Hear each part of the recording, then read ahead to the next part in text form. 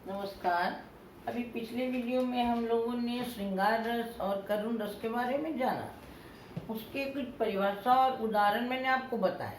उदाहरण इसलिए क्योंकि परीक्षा में कभी कभी श्रृंगार रस का उदाहरण दें ऐसा भी प्रश्न आ जाता है।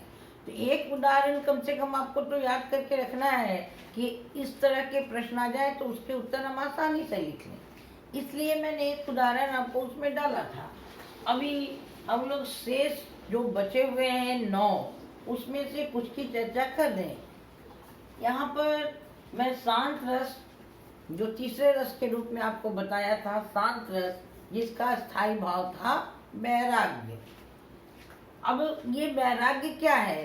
तो इस संसार के प्रति जब आदमी का मन उठ जाता है, संसार में मन नहीं लगने लगता है, तो उसका मन बिल्कुल निरस्ता की ओर, निर्वेद की ओर, वैराग्य की ओर भागता है।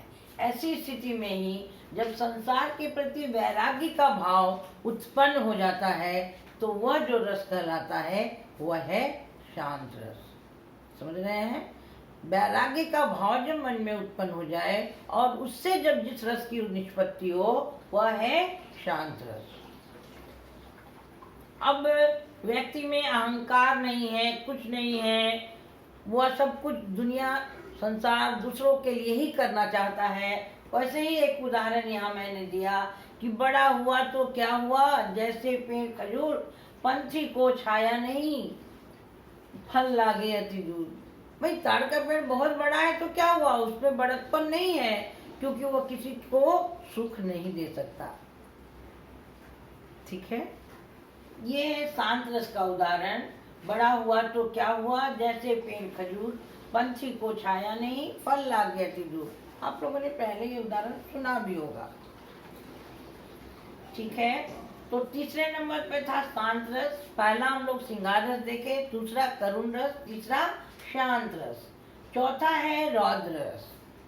भाई रौद्र रूप का तो वर्णन है, जब गुस्सा आता है, क्रोध आता है तो लोगों का रूप रौद्र हो जाता है।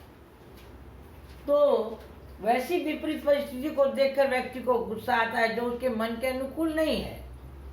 तो विपरीत परिस्थिति या अपने शत्रु वैरी को देखता है तो मन में क्रोध का भाव उत्पन्न होता है, और यही क्रोध का भाव हमें रौद्र रस उत्पन्न कराता है।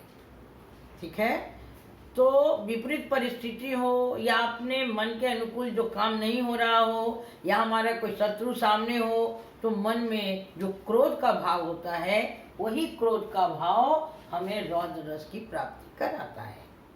ठीक है, अब यहाँ एक उदाहरण जो मैंने दिया कि आप परशुराम का नाम जानते हैं, वो क्रोधी ऋषि थे, और जब राम जी ने शिव धनुष को तोड़ दिया था सीता स्वयंवर में, तो अत्यधिक क्रोधित हो गए थे, और वहीं से आकर के वो जो बिगड़ रहे हैं, श्री राम को क्रोध कर रहे हैं, वही है सुनहु राम जी शिव धनु तोड़ा, सच बाहु सम सो रिपु मोरा।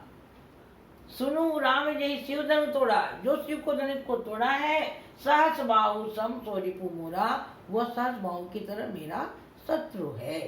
यानी वो क्रोध में आकर के वहां बता रहे हैं इस बात को श्री राम से। तो विपरीत परिस्थिति थी, वो सोच भी नहीं सकते थे कि शिव के धनुष को कोई तोड़ भी सकता है। ठीक है, तो चौथा नंबर हो गया रौद्र। पहला श्रृंगार, दूसरा करुण, तीसरा शांत, चौथा रौद्र।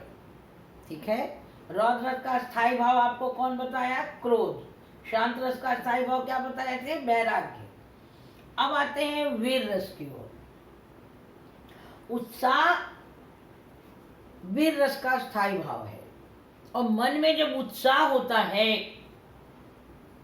तो वीरता का भाव उत्पन्न होने लगता है। मन में उत्साह हो तो कुछ करने की ललक, कुछ कर दिखाने की ललक मन में जो उत्पन्न होती है, तो उत्साह से ही वीर रस की प्राप्ति होती है, वीर रस की निष्पत्ति होती है। एक साधारण सी छोटी कविता भी आप पढ़ते हो तो वीरता से अगर भरी हुई कविता है, वीर तुम बढ़े चलो, धीर तुम बढ़े चलो, सामने पहाड़ हो, सिंह की दहाड़ हो, तो ये स्वर ऊंचा होता जाता है, आपके अंदर का उत्साह वहां दिखता है। ठीक है, तो उत्साह स्थायी भाव जब विभिन्न भावों की सहायता से रस उत्पन्न करता है उसे वीर रस कहते हैं। जैसे मान लिया अभिमन्यु महाभारत की युद्ध में कह रहा है, मैं सत्य कहता हूँ सखे सुकुमार मत जानो मुझे, यमराज से भी युद्ध को प्रस्तुत सदा मानो मुझे। ये उदाहरण मैंने दिया, मैं सत्य कहता हूँ सखे सुकुमार मत जानो मुझे, यमराज से भी युद्ध को प्रस्तुत सदा मानो मुझे। ये उनकी वीरता को परिलक्षित कर रहा है, क्योंकि उनके अंदर उत्साह है, इसलिए वो लोगों को ऐसा बता रहे हैं। छठा नंबर है हास्य रस। भाई हास्य रस का आनंद तो सब लोग लेते हैं, काव्य हो नाटक हो, उसमें अगर हंसने का माहौल मिल जाए तो आनंद ही आनंद है। तो इस हास्य रस की उपस्थिति कब होती है? जब व्यक्ति के मन में किसी तरह का ऐसा, किसी का वेश देखता है, किसी की वाणी सुनता है, कोई विचित्र आकार से सामने प्रस्तुत हो जाता है, तो हमारा मन हंसने को हो जाता है और हम ठठाकर हंस पड़ते हैं। तो विचित्र आकार, वाणी, वेश, चेष्टा के द्वारा मन में जो हास का भाव, हंसी का भाव उत्पन्न होने लगता है, उससे जो रस मिलता है उसे हास्य रस कहते हैं। तो उदाहरण, अब कोई घर में बहुत सारे बच्चे हैं और पंडित जी खाने बैठे हैं और पंडित जी इतने पेटू हैं कि वो खाए जा रहे हैं। तो ऐसी स्थिति में एक पत्नी अपने पति से कह रही है, लाला की लालियों बोली, सारा खाना ये चट कर जाएंगे तो बच्चे भूखे बैठे हैं, क्या पंडित जी को खाएंगे? यानी वैसा वो अपने मन के बारे में वो बता रही है कि उनकी वाणी से जो निकल रहा है कि बच्चे किसको खाएंगे? पंडित जी को। तो यह हंसी का ही स्थान हो जाता है। ठीक है, अब हम लोग 6 तक पहुंच गए। पहला श्रृंगार रस, दूसरा करुण, तीसरा शांत रस, चौथा रौद्र रस, पांचवा वीर रस, छठा हास्य रस। अब आते हैं भयानक रस।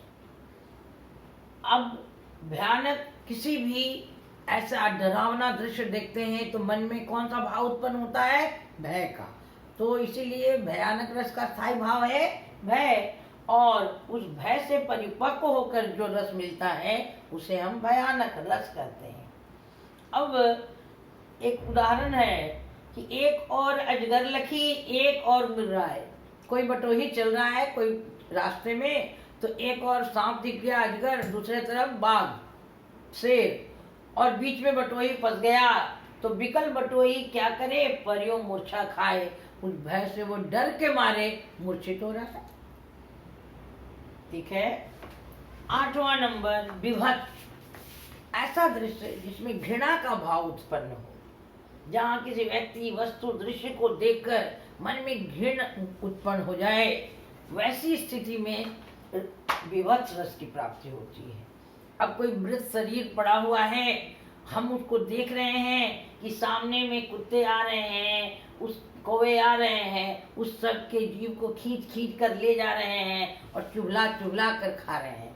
उसी से बनाया कि 100 के जीव को नोच कर कौवे चुगला चुगला कर खाते हैं। वहाँ दृश्य बड़ा ही घिनौना, मन को एकदम घिन से भर देने वाला होता है। इसे ही हम जो रस प्राप्त होती है उसे विभत्स रस कहते हैं।